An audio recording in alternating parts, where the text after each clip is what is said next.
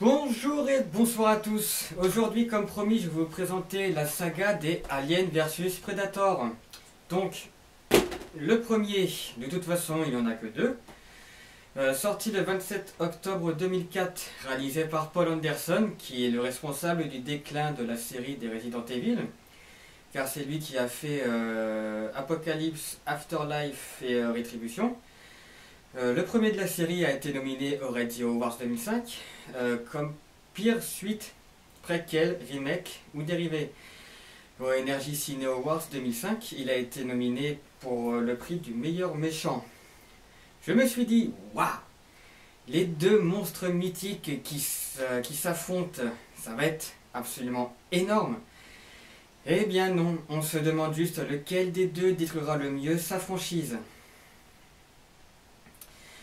En sachant que la saga était simplement et purement commerciale, car avant d'être adaptée à l'écran, il y avait une série de comics, une ligne de jouets, des jeux vidéo, une bande originale et des séries de cartes.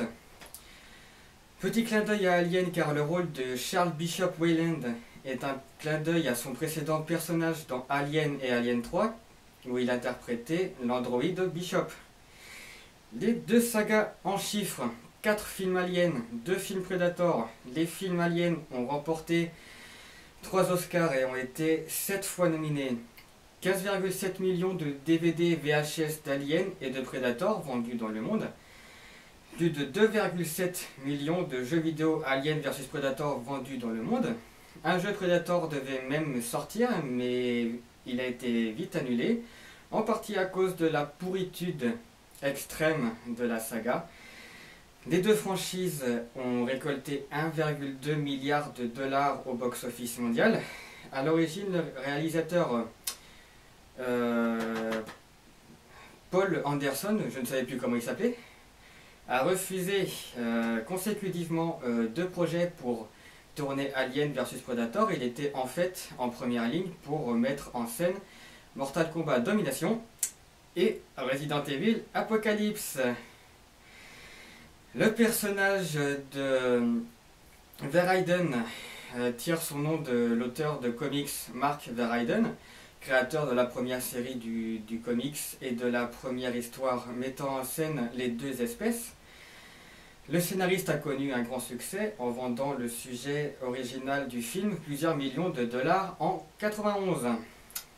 Voilà pour les petits secrets du premier opus. Maintenant, parlons Alien vs Predator Requiem, sorti le 2 janvier 2008 et réalisé par Colin et Greg Strauss, le réalisateur de The Bay. Beaucoup de choses à dire sur ce film. Premièrement, version non censurée, ça veut dire qu'il y a une version censurée, mais à part les césariennes un peu forcées des xénomorphes, il n'y a pas grand chose de choquant. Je vois pas pourquoi on censurerait certaines scènes. Deuxièmement, pourquoi le film est aussi sombre? Sans déconner, 85% du film se passe la nuit et on ne voit rien. Peut-être qu'ils ont voulu privilégier la lumière naturelle, mais c'est n'importe quoi. En plus, tu as 45 millions de dollars de budget, même un petit halogène, je sais pas, pour éclairer. Regardez, là j'ai une petite lampe de chevet coincée entre ma chaise de bureau pour me faire un petit éclairage. Et c'est pas compliqué de faire un petit éclairage.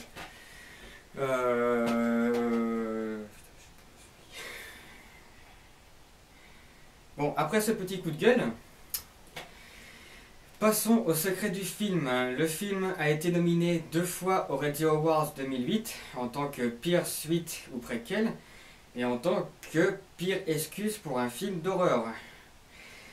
Il faut savoir que c'est le premier long métrage des frères Strauss, dont le studio d'effets visuels est connu pour son travail sur des films comme 300, X-Men et Les 4 Fantastiques. Également sur Titanic de James Cameron, qui a également réalisé Alien le Retour. L'action du film se déroule dans la ville de Gunnison. Elle est dure à prononcer cette ville. Si la ville existe réellement, le tournage s'est quand même déroulé à Vancouver. Pour connaître la réaction des gens face à des événements hors du commun, les scénaristes ont étudié le comportement de personnes face aux ouragans et incendies. L'histoire se situe après celle de Predator et Predator 2 et avant celle de Alien, le 8e passager. La passion des frères Strauss pour les films Alien les a poussés à demander de remasteriser numériquement les enregistrements originaux des sons et des cris des créatures du film. Le tournage a duré à peine 6 semaines. Voilà pour les petits secrets. Le premier, je l'ai noté 2 crânes sur 5.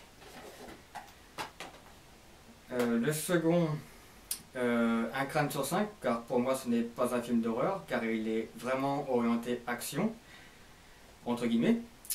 Les acteurs sont minables. Le scénario, il n'y en a pas. Le film est à mettre, enfin plus le Requiem, car celui-là, il y a de bonnes intentions, mais elles ne sont pas exploitées. Et celui-là, il est bon à mettre dans la jet set des films pourris. Voilà. Merci d'avoir regardé cette vidéo. Prenez soin de vous. Prenez soin du hard rock. Écoutez du métal. Salut!